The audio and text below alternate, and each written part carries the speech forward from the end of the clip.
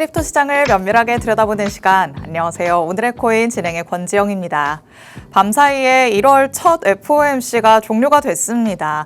그런데 FOMC 조금은 심심하게 지나가는구나 라는 생각도 드시죠. 우리 시장에 이렇다 하게 큰 반응은 없는 상황인데요. 그래도 그 안에서 약간의 변동은 나타났던 만큼 오늘의 코인 통해서 같이 한번 내용들 짚어가 보시면 좋을 것 같습니다. 자, 일단 간밤에 뉴욕 증시는 어떻게 마감됐는지 같이 한번 만나보도록 하시죠. 뉴욕 증시 3대 지수 모두 보합권에서 장을 마무리하는 모습이 나타났습니다. 특히 S&P 500 지수가 장중에 사상 최초로 7,000선을 넘기는 모습까지 나타났었는데요.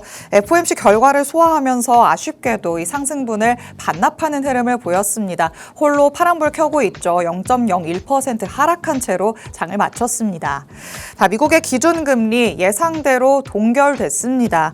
다만 성명서 내용이 다소 조금 매파적으로 바뀐 데다가 금리 인하에 대한 명분이 약해졌다라고 볼 수 있겠는데 이 FOMC에 대한 자세한 내용은 잠시 후에 뒤에서 더 짚어보도록 하겠습니다. 자, FOMC가 대체로 무난하게 지나가다 보니까 이 시장은 기업들의 실적에 조금 더 민감하게 반응할 것으로 예상되고 있습니다. 장 마감 이후에 테슬라와 메타 그리고 마이크로소프트의 실적이 공개됐는데요. 다음 정규장에서는 이에 대한 반응이 또 나타날 것으로 예상되고 있으니까 이 부분들도 꼭 체크를 해보시기 바랍니다. 자, 그럼 우리 시장 얘기로 넘어가 보도록 하겠습니다. 헤드라인 통해서 내용 먼저 만나보도록 하시죠. 자, 연준이 기준금리 동결을 했다라는 내용부터 짚어볼 거고요. 그리고 그 안에서 우리 시장은 어떻게 반응했는지까지 살펴보도록 하겠습니다. 첫 번째 내용 열어보시죠. 자, 연준이 미국의 기준금리를 3.5%에서 3.75%로 유지하기로 결정했습니다. 작년 9월부터 10월, 12월 이렇게 세 차례에 걸쳐서 연속으로 기준금리를 인하를 해왔었는데 이 인하 행진이 이번 FOMC를 통해서 막을 내리게 됐습니다. 특히 앞으로도 당분간은 동결 기조를 유지하겠구나라고 예상을 하게끔 하는 내용들이 나온 게 이번에 핵심 포인트가 되겠습니다. 연준의 성명서에 노동과 인플레이션에 대한 내용이 포함됐는데요. 실업률은 안정화 조짐을 보이고는 있지만 고용 증가는 여전히 낮은 수준이다라고 얘기를 했고요. 여전히 2% 수준의 인플레이션 목표를 제시를 하면서 아직 인플레이션이 다소 높은 수준을 유지하고 있다라고 언급을 하기도 했습니다. 최근까지 보여온 연준의 스탠스에서 크게 달라진 건 없다라는 게 느껴지는 대목이기는 합니다. 파월 의장이 기자회견에서 금리 인하 재개 조건에 대해서는 구체적으로 말하기 어렵다라고 신중한 태도를 좀 보인 만큼 파월 의장의 임기가 끝나기 전까지 추가 인하는 없을 것으로 시장은 내다보고 있는 상황입니다. 자, 이런 얘기들이 나왔는데 그럼 우리 시장은 어떻게 반응했는지도 같이 한번 살펴봐야겠죠. 두 번째 내용으로 같이 한번 넘어가 보도록 하겠습니다. 자, 기준금리 동결 자체는 사실 모두가 예상한 결과였지만 시장이 바랐던 건 향후 조기 인하에 대한 무언가의 시그널이었을 것 같습니다. 그런데 이 가능성이 사실상 일축됐다 보니까 투심이 조금은 위축되는 모습들 시장 안에서 나타나고 있습니다. 비트코인의 가격이 이 FOMC 결과 발표 전까지만 하더라도요. 파월 의장의 비둘기파적인 발언에 대한 기대감으로 조금씩 상승세를 보이기도 했습니다. 비트코인 9만 달러를 넘어서는 모습도 나타났기 때문에 여기에서 딛고 올라설 것인가 기대감이 조금 더 커질 수도 있었겠죠. 하지만 기자회견이 진행되면서부터는 다시 그 밑으로 내려오는 모습이 나타났습니다. 선물 시장에서도 이 단기와 중장기 계약 간의 온도차가 조금 확연하게 드러났습니다. 비트코인의 1월물 그리고 2월물은 소폭 상승했지만 3월물은 하락하면서 이 중장기물에서는 차익 실현 매도세가 나타났다는 게 확인이 됐습니다. 향후에 금리 경로에 대한 불확실성이 조금 커지면서 이 중장기 계약에는 부담으로 작용을 하는 듯한 모습이죠. 비트코인이 다시 한번 한 치 앞도 내다볼 수 없는 기로에 서 있다라고 볼 수 있겠습니다. 이제 FOMC는 이렇게 지나가고 있지만 셧다운 이슈가 아직까지 남아있죠. 이 한 차례의 고비를 더 잘 넘길 수 있을지 이번 주가 끝날 때까지는 조금 더 신중한 태도를 여러분도 가져가시면서 살펴보셔야 될 것 같습니다. 자, 이렇게 만나볼 수 있는 내용들 같이 짚어봤습니다. 이제 실시간 시장 분위기 같이 한번 파악해 보시죠. 자, 비트코인 전일 이 시간 대비해서 소폭의 하락세 보여주고 있습니다. 0.19% 하락하고 있죠. 말씀드렸던 것처럼 앞자리를 9로 바꾸나라는 생각이 들었었는데 지금은 조금 밀리면서 다시 89,000달러대 초반까지 내려와 있는 상황입니다. 그리고 이더리움도 조금 아슬아슬합니다. 3,000선 간신히 지켜주고 있는데 전일 이 시간 대비해서는 0.53%가량 하락하는 모습이고요. XRP도 그렇고 솔라나도 그렇고 지금은 영 힘을 못 쓰는 듯한 모습이 나타나고 있습니다. 그리고 조금 눈에 띄는 건 어제도 이 코인 질주하고 있습니다 라고 얘기를 드렸었는데 오늘도 하이퍼리퀴드가 짙은 녹색을 홀로 띄고 있습니다. 계속해서 며칠 동안의 상승세를 이어가고 있다 보니까 눈길을 주시는 분들도 많으실 것 같은데요. 이와 관련해서도 자세한 내용들은 정보방 안에서 꼭 챙겨가 보시기 바랍니다. 자, 이렇게 실시간 시장 분위기까지 파악해봤습니다.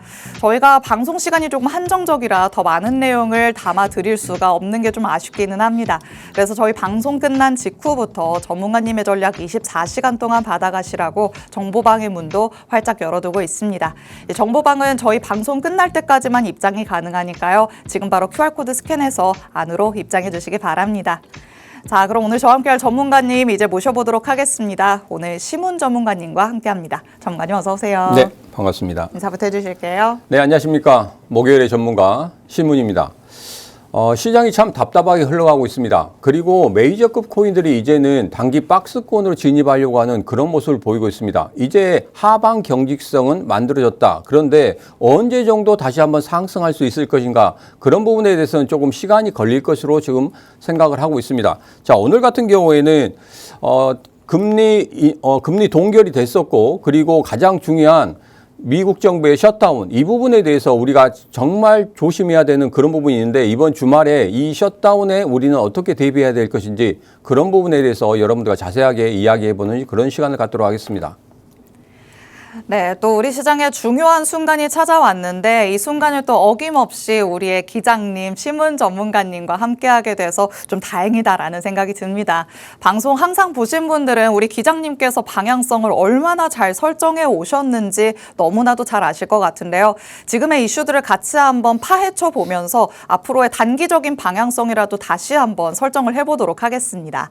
자, 일단 말씀해 주셨던 FOMC 그리고 셧다운 얘기를 안 할 수가 없을 것 같아요. 네. 일단 밤사이에 FOMC가 종료됐는데 여태까지의 FOMC 중에서는 가장 조금 조용하게 지나가지 않나라는 생각은 드네요. 우선은 가장 중요한 포인트는 한 개인 것 같습니다. 뭐 고용 시장이 어느 정도 안정되고 있다. 그런 이야기를 좀 했었고 그리고 가장 중요한 건 미국 경제 탄탄하다. 이것 때문에 시장 분위기는 좋았습니다. 그 나름대로는 받아들이는 게 왜냐하면 경제가 아직까지는 탄탄하다. 이런 부분이 좀 부각이 됐기 때문에 그런데 연준 파월 의장 같은 경우에 좀 비둘기파적으로 갔다가 이번에 완전히 매파적으로 돌아섰거든요. 네. 앞서 말씀드렸듯이 뭐 트럼프 대통령과 정치적인 그런 싸움, 그러니까 법적인 싸움 때문에 그 부분이 조금 강하게 좀 나오지 않았나 이런 부분을 좀 볼 수가 있습니다. 그래서 오늘은 그 파월 의장의 좀 숨은 이야기들 한번 그 이야기를 좀 파헤쳐 보도록 하겠습니다. 파월 의장 같은 경우에는 사실 임기 종료가 얼마 남지 않았잖아요. 오히려 이렇게 나의 이 수명이 연장이 되지 않는 상황이라면 에이 나는 여태까지도 그래 왔는데 앞으로 남은 기간도 좀 맞서 싸울 거야 이런 생각이 더 들지 않을까요? 그것도 있겠죠. 이제 파월 의장 같은 경우에는 뭐 트럼프 대통령 일기 때부터 트럼프 대통령이 임명을 하긴 했지만 절대 말을 듣지 않았거든요. 그러면서 이번에도 이야기를 했었죠. 차기 의장 같은 경우에도 절대 정치적인 그런 색을 띠지 말라 이렇게 이야기를 했습니다. 네. 그렇긴 하지만 뭐 트럼프 대통령이 이번에 뭐 의장을 다시 임명하면 그게 아마 일주일이나 2주일 내로 임명한다고 하는 발표한다고 하는데 네. 그 발표가 되고 나면은 아마 그 의장 같은 경우에도 뭐 계속적으로 뭐 금리 인하에 대해서 이야기할 것이고 그리고 연준의 양적 완화에 대한 이야기를 아주 강하게 할 겁니다. 그러면 시장에 이제 좀 충격파라든지 이런 부분이 좀 생길 수가 있거든요. 그래서 무조건적으로 우리 시장 쪽으로 자금이 들어온다. 그래서 우리 시장이 급등한다. 이런 흐름은 아니고 우선은 제일 중요한 게 이겁니다. 금은 시장이 지금 계속적으로 올라가고 있잖아요. 근데 항상 그 연준에서 양적 완화를 하면 제일 먼저 전통 금융시장이 올라갔거든요. 그래서 금융시장이 한 번 더 폭발적으로 올라갈 수 있는 그런 흐름을 볼 수도 있겠다 이런 생각을 합니다. 여기서도 한 번 더 올라갈 가능성이 있는 걸까요? 왜냐하면 이제 지금 최근에 중국이 금을 어느 정도 샀는지를 발표를 했습니다. 근데 발표한 것보다 10배 정도 더 샀다는 그런 이야기가 나오고 있거든요. 축소를 해서 발표를 한 건가요? 네. 그래서 아마도 중국에서 더 금을 모으지 않을까. 그렇게 된다고 하면 중국과 미국은 미묘한 싸움을 하고 있지 않습니까? 네. 비트코인도 마찬가지고 금도 마찬가지고 그렇기 때문에 중국에서 그렇게 모아간다고 하면 아마도 미국에서도 그렇게 좀 모아가지 않을까. 그렇게 된다고 하면 조금 더 금시장이 더 급등하는 그런 흐름이 나올 수도 있겠다. 그러면 자금들 같은 경우에는 금은시장으로 더 몰릴 것이고 네. 그리고 지금 현재 우리 주식시장 같은 경우에다 거의 100조 몰렸죠. 네. 어제 발표된 거 보니까 거의 100조가 몰렸더라고요. 거기는 잔치집이에요. 네. 그래서 오늘 보면요. 코스닥 같은 경우에는 1150포인트를 넘어서는 걸 보고 왔는데 아마 그 우리 시장에서는 조금 그 돈이 조금만 들어왔어도 그러니까요. 끌고 좀 올라갈 수 나눠줬으면 있네. 좋겠는데 말이죠. 맞아요. 근데 그렇게 되지 못하다 보니까 지금 앞서도 말씀드렸지만 단기적으로 하방 경직성을 보이고 있지만 단기 박스권으로 들어가는 그런 모습이다. 그래서 지금 같은 경우에는 뭐 중장기적으로 보셔야 됩니다. 단기적으로 보실 게 아니라 중장기적으로 보셔야 되고 올해 말 정도 돼야지 어느 정도 우리 시장이 좀 반등을 하지 않을까 저는 그렇게 좀 보고 있습니다. 이제 막 새해를 열었는데 네. 올해 말까지는 조금 기다리자라는 말씀이시죠? 왜냐하면 워낙 주식시장이 불이 붙었고 그쪽으로 돈이 많이 몰리고 있기 때문에 그리고 조정을 준다고 해도 최근에 조정을 줘야 되는 그런 구간인데도 그냥 뭐 묻지마 투자입니다. 맞아요. 네, 이게 완전 수익률 게임처럼 돼버렸거든요. 뭐 실적이고 뭐고 필요 없이 그냥 수익률 게임처럼 돼버렸습니다. 그래서 이거 같은 경우는 예전에 한번 그런 현상이 일어났었는데 이번에도 그런 현상이 일어나지 않을까. 왜냐하면 최근에 뭐 은행에서 한 3조 정도가 빠져나간다고 했는데 하루에. 근데 지금 같은 경우는 4조, 5조까지도 빠져나가는 그런 시장을 보이고 있기 때문에 네. 이 뭐 흐름은 지속되지 않을까. 뭐 상반기 정도까지는 우리 주식시장이 뭐 코스닥 같은 경우 3,000포인트 간다고 하잖아요. 네. 아마 그거 믿고 밀어 제끼지 않을까 이런 생각을 좀 하고 있습니다. 맞습니다. 일단 코스피만 놓고 보더라도 이렇게까지 질주할 것이라고 생각을 안 했었는데 결국에는 달성을 했죠. 그 다음에는 지금 코스닥 차례가 됐다라는 생각이 들기는 하는데요. 우리 시장 지금 크립토 시장을 놓고 보면 약간은 안심할 수 있는 포인트부터 아쉬운 포인트가 공존하는 상황입니다. 말씀해 주셨다시피 하방 경직성은 어느 정도 만들어졌다라고 볼 수 있겠습니다. 밑으로 더 이상 내려가지 않는다라는 구간들은 잘 설정되고 있지만 그 위로 더 크게 도약할 만한 무언가의 점프업할 수 있는 동력은 사라진 상황입니다. 이런 상황에서 옆으로 계속해서 박스권을 그리면서 횡보를 하게 된다면 우리는 조금 더 멀리 내다볼 수 있는 시각으로 조금 시장을 바라봐야 되지 않을까라는 생각 듭니다. 전문가님께서는 또 특히나 이 중장기적으로 시각을 잘 가져가시는 분이기 때문에 내가 이런 성향에 딱 맞다라는 생각이 드시면 더더욱 전문가님의 전략은 어떠한지 귀를 조금 기울여 보시면 좋을 것 같습니다. 자, 그럼 다시 얘기로 돌아와서 1월의 금리 동결과 관련된 포인트들 같이 한번 짚어보도록 하겠습니다. 자, 일단 이번에는 당연히 동결이 될 것이라고 예상을 했었고 원래 우리가 바랬던 건 파월 의장의 임기가 종료되기 전에 한 차례 정도는 인하가 됐으면 좋겠다였는데 지금은 그 가능성이 조금 멀어졌다고 봐야 될까요? 그렇다고 보는 게 맞을 것 같습니다. 제가 이 앞전부터 1월 달 금리 동결에 대해서는 예측을 했었고 네. 3월 달에는 금리 인하할 수 있다 이렇게 이야기를 맞아요. 했는데 오늘 같은 경우에 파월 의장의 연설을 들어보면 3월 달에도 금리 동결로 가겠다 이렇게 지금 느끼고 있습니다. 이게 뭐 어떤 지표에 따라서 이게 금리 결정을 하는 게 아니라 이게 네. 정치적인 싸움 때문에 금리 결정을 하는 게 아닌가 이런 뉘앙스를 좀 느꼈거든요. 물론 직접적으로 파월 의장이 뭐 트럼프 대통령에 대해서 어떻게 생각하느냐 이렇게 이야기를 했었는데 거기에 대해서는 좀 피했죠. 네. 그러긴 하지만 그 안에 좀 이야기한 게 뭐였었냐면 관세라든지 이런 부분 때문에 지금 물가가 조금 요동을 치고 있는 그런 부분을 우리는 확인할 수 있었다. 이렇게 좀 간접적으로 좀 때렸거든요. 그래서 이런 부분을 보면은 3월 달에도 금리 동결로 가지 않을까. 그렇게 예측을 해보도록 하겠습니다. 뭔가 조금 한 발짝 더 멀어졌다라는 생각이 들기는 합니다. 일단 연준이 이 상반기에 한 번이라도 금리 인하를 해주길 바랐었는데 조금은 가능성이 멀어졌다, 조금은 낮아졌다라고 볼 수 있겠고요. 그렇다면 지금 시장 안에서 우리가 어디에 조금 더 초점을 둬야 되는지도 같이 한번 짚어보도록 하시죠. 일단 고용 그리고 인플레이션 얘기를 또 한 번 하기는 했는데 여태까지의 그 내용과 크게 달라지진 않았던 것 같아요.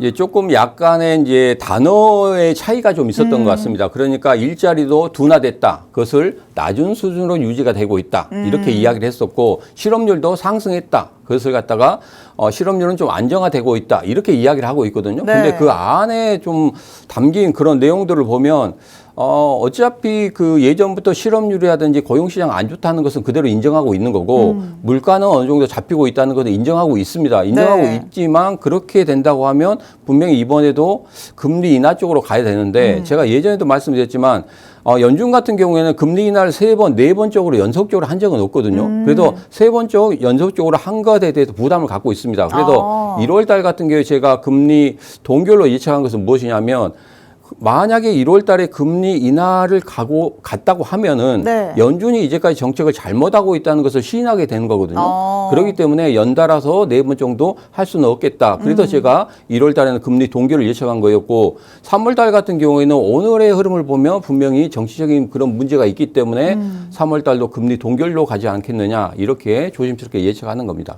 좋습니다. 고용과 인플레이션 여기에 지금 연준이 계속해서 촉각을 곤두세우고는 있지만 크게 달라지는 모습이 나타나지 않는 만큼 연준의 스탠스도 달라질 게 없겠다라고 조금 예상을 해볼 수가 있겠습니다. 1월 금리 동결은 전문가님께서도 늘 얘기를 해오셨던 예상을 했었던 부분이죠. 전문가님의 인사이트들이 딱 맞아 떨어지고 있기 때문에 앞으로도 어떻게 될 것인가 전문가님 통해서 얘기들 잘 들어가 보시면 좋을 것 같습니다. 저희 방송 시간이 굉장히 짧다라고 말씀을 드렸죠. 55분까지만 진행이 되다 보니까 더 디테일한 내용들을 소개해드릴 수가 없을 것 같습니다. 아쉬운 분들을 위해서 전문가님께서는 이제 오는 7일이죠. 2월 7일에 디지털 자산 컨퍼런스를 개최한다고 하십니다. 오프라인에 참석하시는 분들은 조금 궁금한 점들 속 시원하게 해결하실 수 있을까요?